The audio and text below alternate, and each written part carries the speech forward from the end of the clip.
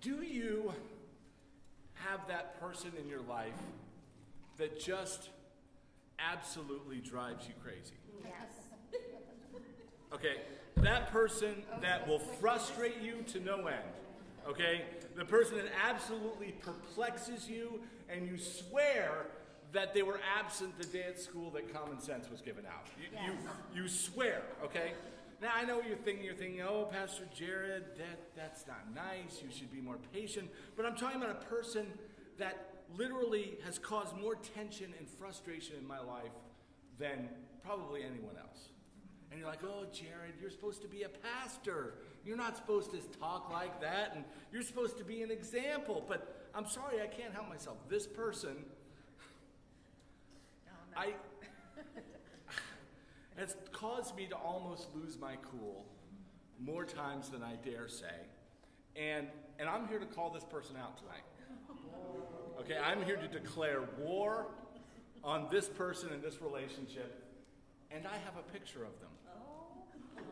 Yes, I have a picture of them. Now, would you like to see the picture of the person who has caused me all of this? And who would like to see this? Yes? Okay, ladies and gentlemen, the person who has caused me probably more annoyance and frustration than anyone else in my life, Lily, throw it up there.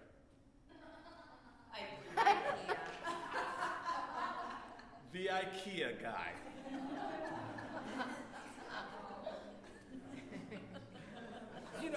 You know this guy, right? He's the guy that's all in all the little instruction manuals that you get when you buy something at IKEA, right?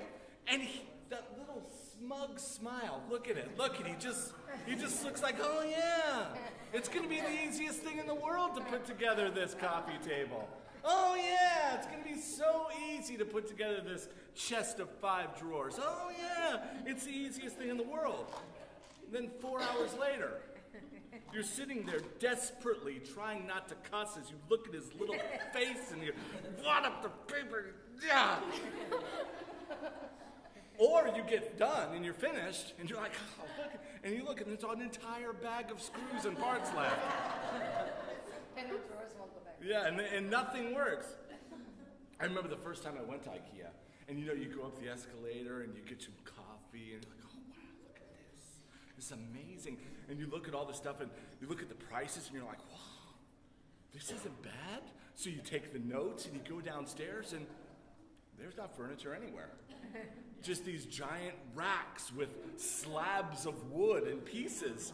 And you're like, well, okay, this is interesting. And then you take it home, you open up the little booklet, and there's IKEA guy just smiling at you, saying, all you need is a screwdriver. Right? That's all you need. So it can't be that difficult. And little did you know that you're about to go on into a journey into the darkest reaches of your soul. You're going to find pain and anguish and frustration that you never knew existed. And see, I'm a guy. I take great pride in being able to figure stuff out.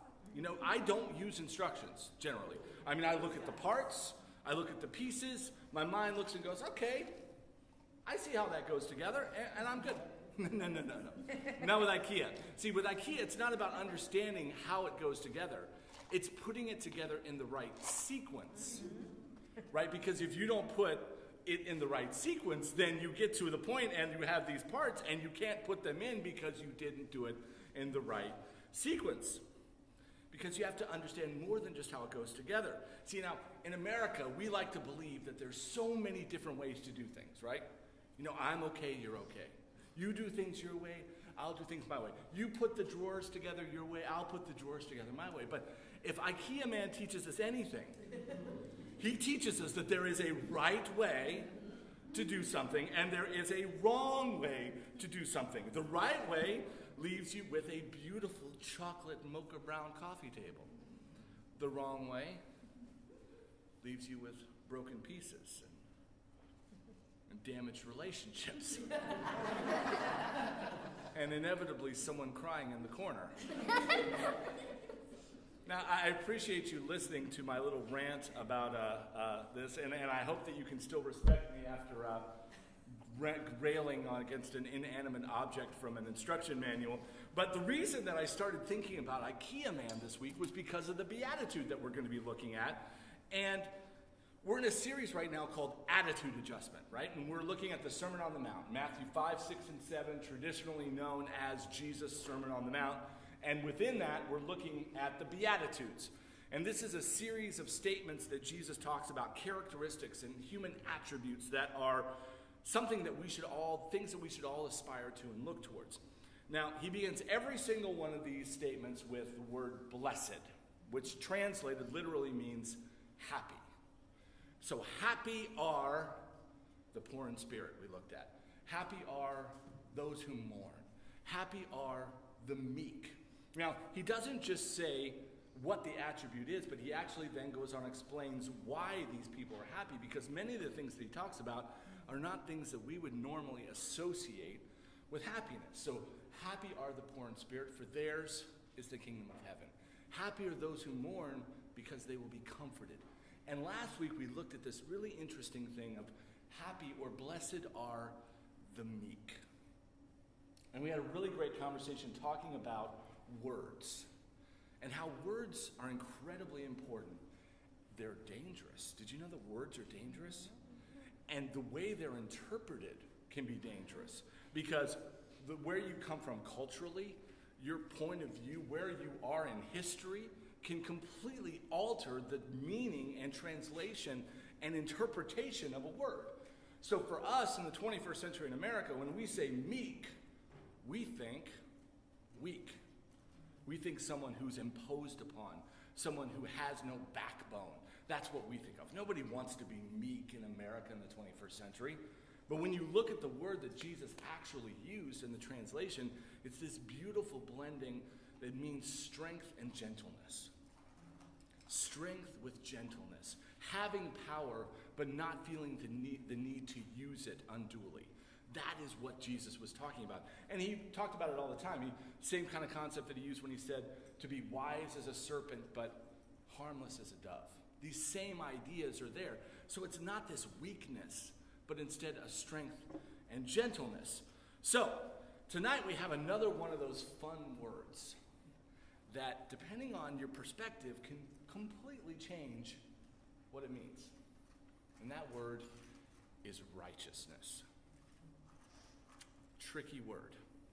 Righteousness is a tricky word because depending on how you interpret this, it can completely change and alter your opinion of this entire beatitude, and really can alter your opinion of the Christian faith in general. I know that's a big statement, but depending on how you interpret the word righteousness can skew your entire perspective. So I thought we'd take a minute before we go any further, and let's just talk about this word before we get into the rest of the beatitude so we're on the same page. So let's first talk about how we view the word righteousness. In our 21st century American culture, what does righteousness mean? And a quick definition from Webster that I thought was pretty accurate of our perception of it is that Webster's dictionary says that righteousness is the quality of being morally right or justifiable. Morally right or justifiable. Okay? Now, the word that Jesus used and the interpretation of the word that he used when he spoke this had more of a spiritual implication, because the word that he used meant the approval of God, or something that is deemed right in the eyes of the Lord. Okay, so look at those two things. You have morally right and justifiable, and something that is approved in the eyes of the Lord. Now, to me, the big difference in those two ideas is this morality concept that we impose on righteousness. Now, our cultural understanding of righteousness, I think we can agree, usually begins and ends with morality. Morality and righteousness in our minds are synonymous with each other. And that's where it becomes problematic. Because there's some things that I think we can all agree on morally. Like, it's bad to kill people. Can we agree with that? Yes. Turn to your neighbor and say, don't kill people. Don't kill people. Okay? Don't kill people. It's not good to steal. Do we all agree with that? It's not good to steal. Turn to your neighbor and say, don't steal. Okay? It's not good to lie. Right? Turn to your neighbor and say, don't lie. Even though we've probably all done that, but it's okay. We know we shouldn't do it, right? We know that it's morally not a good thing to do, okay? So we're not going to lie, we're not going to steal, we're not going to kill. But as you go on, it starts to get a little murky. Like, for instance, when I was growing up in church, and I went to church from the time I was knee-high to a grasshopper. When I was growing up, you did not listen to rock and roll music. Oh my gosh. Rock and roll music, the drum beat was the devil's beat. You were going straight to hell if you listened to that rock and roll music. Has anybody been in church long enough to remember that? Yeah? Okay. Straight to hell if you listen to rock. Now, that never stopped me, mind you. But it was straight to hell. That was a sin to listen to rock and roll music. Watching TV, going to movies, sin. Absolutely. 100% sin. You were going to hell if you watched movies. And if you watched television, totally going to happen. And there are churches still within this city right now that will tell you that women wearing jewelry is a sin. Women wearing makeup is a sin. If you wear skirts of a certain length, it's a sin. Tattoos are a sin. Piercings are a sin. All of these things are sins. See, and that's the problem with this righteousness based on morality. Is the question is, who decides? Who decides what's moral? Who makes that decision? And I can hear the blowback now. I can hear people, oh, Jared, you're being one of those relativists. You know, that there's no, acting like there's no right or wrong. Or, you know, we all know in our heart what's right or wrong. And I'm not saying there's no right or wrong. That's not what I'm saying at all. I'm saying that the church has become basically synonymous with the enforcement, implementation, and designation of what is morally right and wrong. That's what people associate with us as Christians. Okay? We have become the enforcers of the moral code of America. But here's the problem is if we're deciding what's moral, it automatically puts us in a position of superiority over another group of people, which creates what? Self-righteousness. Because I'm more moral than those people, so I've found righteousness greater in myself, so I am self-righteous. We've got to get away from this moral definition of righteousness, which inevitably leads us to this concept of self-righteousness. There's polling and data that goes out that says, what do people that are non-churched or not Christians, what do they associate with Christians? The number one thing is self-righteousness. They're self-righteous. Number two is they hate homosexuals. Those are the two main things that we're known by in the 21st century in America. If you're a Christian, you're self-righteous and you hate gay people. I don't think that's the way it's supposed to be. That's not much of a stretch. But I really don't think that's what we're supposed to be known for. Okay? So somewhere along the line, we've started to look at righteousness as this moral code. So let's just take a second and let's abandon that and let's look at the word Jesus used, which was something that finds approval in the eyes of God. Now I grant you, that could be even scarier, right? Because if you're one of those people that believe that God's this angry being that's just chomping at the bit to pour down judgment and fury on mankind, then that would be pretty scary. But if you see the God that Jesus taught, that's a father that's loving. He is just, but he's a father that's loving and involved in our lives. I don't know, it might change your perspective on it. So, who decides? How do we know what finds approval in the eyes of God? Can I tell you that it's a really easy answer? It's not hard at all. It's super easy because we have Jesus, and Jesus came to simplify all of this spiritual stuff to make it so easy that even a child could understand it. It's the simplest thing in the world. It's found in Matthew, the 22nd chapter. It's going to be up on the screen, or you can find it, and I highly suggest you highlight this passage because it's probably one of the most important in the entire New Testament. It's really, really important. So Matthew 22, starting in verse 36, what's happened is this guy has come up to Jesus and just kind of grilling him on some questions about the law and what's important and so on and so forth. So this guy walks up to Jesus and he says, "Teacher, which is the greatest commandment in the law?"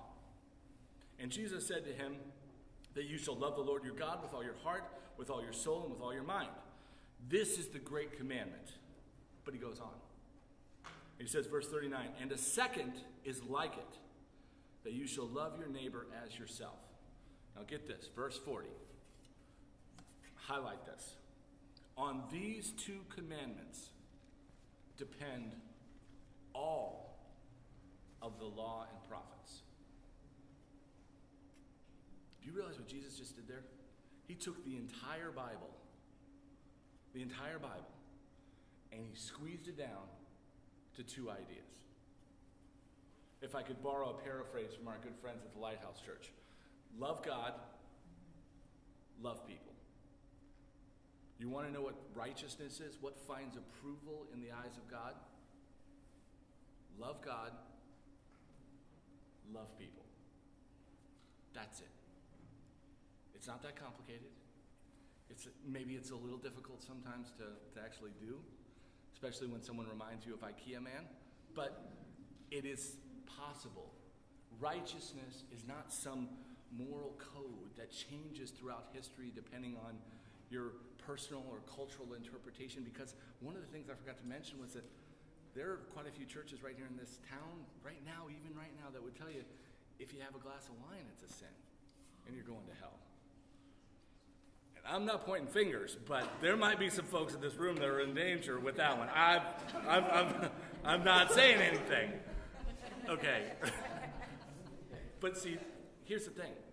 If righteousness is about what's going on here in who I am, not always just focused on what I do, because if it's in the heart, that's God. Because remember that man looks on the outward appearance, but God looks on the heart.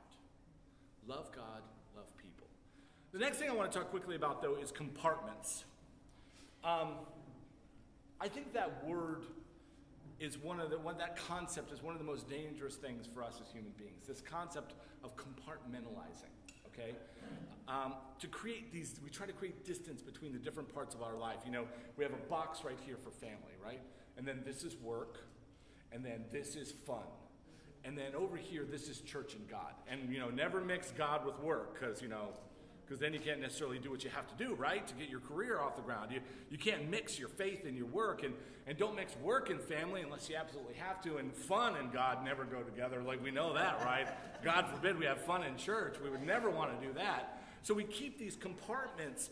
But see, Jesus came and he blew that completely out of the water, because in all of his teachings and parables, he always used things that are common. He used practical things to explain spiritual things. And he showed us that they're not these two different ideas and not these two different sets of rules for our spiritual lives and our practical lives. That our relationship with God is not different from our relationship with people. It requires the same thing. How do you show someone you love them? You spend time with them. You listen to them. You talk to them. How do we show God we love him? We spend time with him. We listen to him. We talk to him. See, practical things and spiritual things are not these huge, massive, different things. See, in the human experience, sometimes we like to think that life is like one of those trays that you get at a cafeteria that has the little compartments, and you got your meatloaf here, and you got your mashed potatoes, and your roll. See, one of those. Just everything in its place, right? And never touching, never intermingling. But that's not the way life is. Life's a pot of stew. It's all in there together, right? That's life. It's messy. It's all together. It's all intertwined. If you have a terrible day at work, your family's going to know it, right? Am I wrong? They're going to know it. It's all intertwined. There's not faith and practical and keeping our heart and our mind. It's all heart, mind, soul, strength, work, faith, relationships. It's all intertwined in this big conglomeration. And once you start to approach it that way, the way God taught us, the way Jesus came to show us, you understand that they all affect each other. Spirituality and practicality and spirituality are all the same thing. So I want us to think about that when we read this beatitude now. Matthew, the 5th chapter, verse number 6. Now listen to what Jesus says. He says, blessed, or happy, blessed are they which do hunger and thirst after righteousness. Hunger and thirst. I just love Jesus using practical human sensations to explain spiritual things. Now, this is probably going to come as no shock to anyone here, but I've never been hungry a day in my life. Okay, that probably doesn't surprise you, but I've never been hungry a day in my life. I'm sure I have used on numerous occasions hyperbole like I'm starving, I could eat a wagon wheel, I could eat a whole cow. I've probably said all of those things at some time or another, but I've never, and I dare say most Americans have never really known what it feels like to be hungry, okay? But you can pretty much guarantee that Jesus, when he spoke this, he was speaking to some people who were peasants, some people who were Bedouins, and many of these people would have known what it was like to go days without food. And you can also guarantee that he knew what he was talking about. Don't ever think that Jesus didn't understand what it was like to be human. Remember, just the chapter before, in chapter 4, he just came off a 40-day and 40-night fast.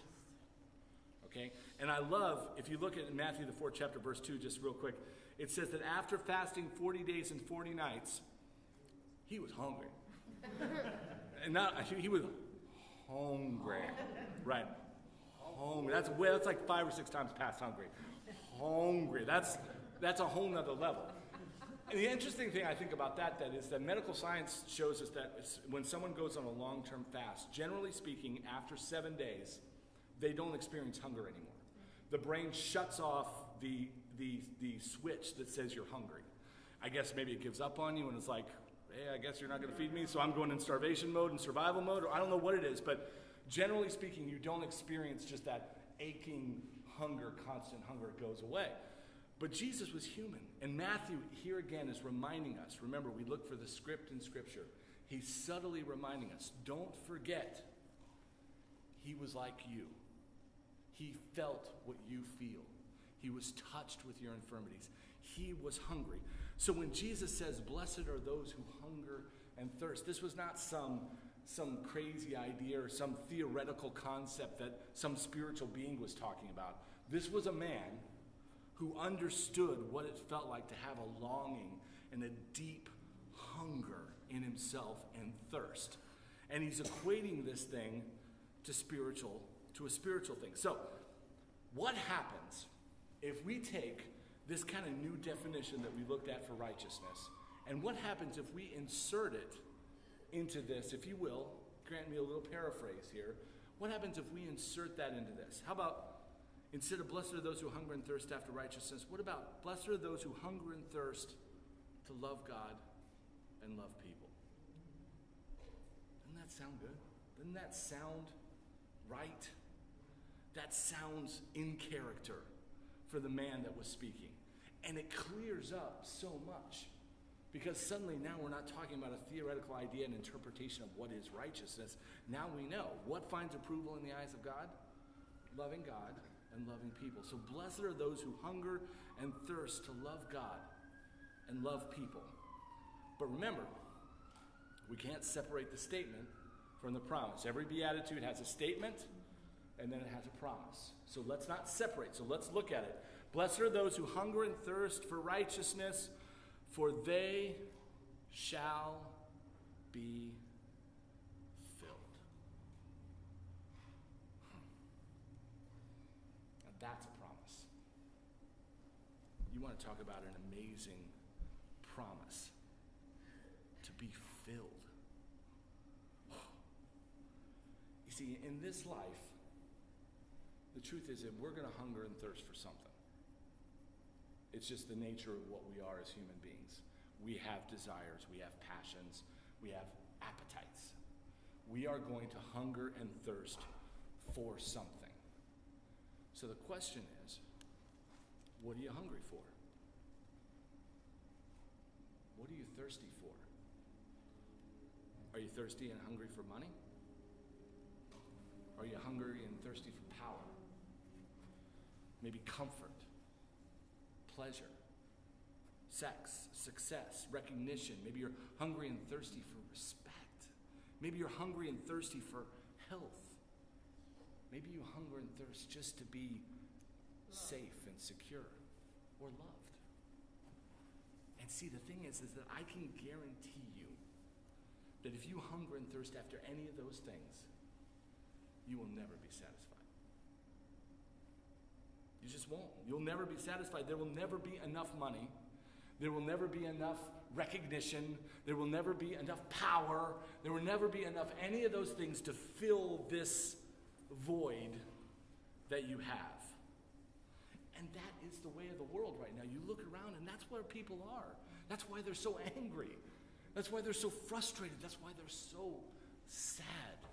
You see these people and they're so angry, but you just watch for another second when they're not off camera and they're just sad because they're so desperately trying to fill a void with something that's never going to satisfy it. And here's Jesus telling us and promising us that we can be filled, that we can be satisfied. We don't have to walk through this life with a sense of emptiness. I mean, this culture, our culture tries so desperately to convince us that we can fill this void with distraction, with entertainment, with pleasure, with whatever it is. But in the end, when the lights go out at night and we're alone on our pillow with just our own breath, we know that we're empty. There's something missing right in the middle of us. But here's Jesus showing us that we can have that be filled. So what is it to hunger and thirst for what finds approval in the eyes of God? To love him and to love people. How do we do that? You know, every once in a while, on Facebook, you'll see one of those articles where they've interviewed people that are 80, 90, or 100 years old, right? And they'll talk about their lives, and what they wish they would have done, the things they did right, the things they did wrong, right? And universally, you never hear someone in 95 say, I wish I would have worked more. You know what I wish? I wish I would have taken less vacation time. You know what I wish? I wish that I would have spent less time with my family. Never do they say that. All of their advice boils down to two ideas. Live more and love more. And we get so caught up in this middle part of our lives, right? When we think it's the mortgage, the credit score, our career, or this, or that. We think all of this revolves around all of this. And maybe when I retire, I can do those things that I want to do. But people who are further down the road are looking back, screaming at you, live more, love more. Do what you got to do to survive, yeah, but live more, love more. And you told Jesus, did you know that Jesus said that he came to give us life and it more abundantly? Now, there's a bunch of preachers out there who will tell you that means that everybody's supposed to be rich. That's about the stupidest darn thing I've ever heard in my life, okay? Because ain't everybody going to be, no, not everybody's going to be rich. I don't mean to break that to you, but again, this is a place we come to hear truth, not what you want to hear, okay? And the truth is, everybody in here is not going to be rich. Even if you put $1,000 in the offering tonight, that doesn't mean you're going to be rich. It might help pay for a truck, but it doesn't mean you're going to be rich, okay? Life abundantly, abundant life means an abundance of life, of living, that we get to live more. He came to give us more life. And he came to show us how to live more than just for ourselves. To live more, to love more. So righteousness. Righteousness. There is a right way to put an IKEA shelf together, right? There is a right way to buy a truck. And it's to consult your friend who's a mechanic. And there's a wrong way to buy a truck when you don't consult your friend who's a mechanic. And look what happens, okay? There's a right way to do things, and there is a wrong way to do things. We have a creator, we have a designer who designed this human life, and there is a way to live it. He designed this body that we're in, and there's a way to live this life the right way. It's kind of like this medicine bottle. Has everybody ever seen? You've seen one of these, right? It's a medicine bottle. And it's got this lid on top, right? You ever seen these? These are child-proof lids, right? Frequently, I call them Jared-proof lids because I always seem to be unable to open them. But it's a fairly simple concept. You press, you turn, open, right? And you gain access to what is inside. Very simple idea. You know, you put it back on, and now look, see, oh, it doesn't work. Press, turn, open, it works. I'm sorry, was I not supposed to give that away to the kids in the room? I'm sorry. Totally irresponsible here. Totally irresponsible. That's all right. Kids, this is not the information you're looking for. Jedi mind trick. Jedi mind trick. Now, here's the thing. That's the way that this is designed to work. Now, there are other ways that you could access what's inside or try to access it, right? You could take a hacksaw to it. Correct? I mean, you could put it down and you could, right? And you could cut the top off, right? Have you ever been so desperate to get inside something you cut the top off of it? And that'll work. You could take a blowtorch, melt the bottom of it, and you could get what's inside out, right? But with both of those scenarios, you're going to damage the container in order, and possibly, and very likely, damage what's on the inside in the attempt to get out what's in there. See, this is the way life is and the way God designed things. What's inside here is what we want. It's the bookends of what's in this beatitude tonight. Happy are those who hunger and thirst for righteousness, for they shall be filled. What do we want? We want happiness and fulfillment, right? We want happiness and to feel fulfilled. Those are the two biggest things. When you get down to nitty-gritty, when all the money, everything else goes away, all power, jobs, career, all that stuff goes away, we want to find contentment and we want to find fulfillment. That's what we're looking for. Now, how do we get it? Now, lots of times what we do as human beings is we try to find other ways to access that. We start taking a hacksaw to the bottle, and we start taking a blowtorch to the bottom, and in the process, we damage the vessel, the container, and we also don't end up getting what it is that we were after in the first place. There is a way to get what it is that we're after, but it's not the way always that we think it is.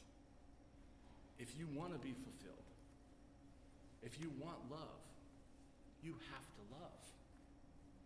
If you want more life and fulfillment, you need to live more than just for yourself.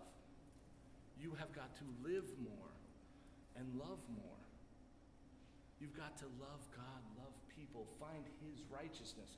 That's the way He designed the bottle. That's the way He designed this vessel. If you want to unlock what it is that you're after, you got to go about it the right way. And that's what Jesus is showing us. If you want to be fulfilled, if you want to be filled, don't hunger and thirst for position. Don't hunger and thirst for prosperity. Don't hunger and thirst for things that float away and are gone in moments. Hunger and thirst for God's righteousness, what finds approval in His eyes.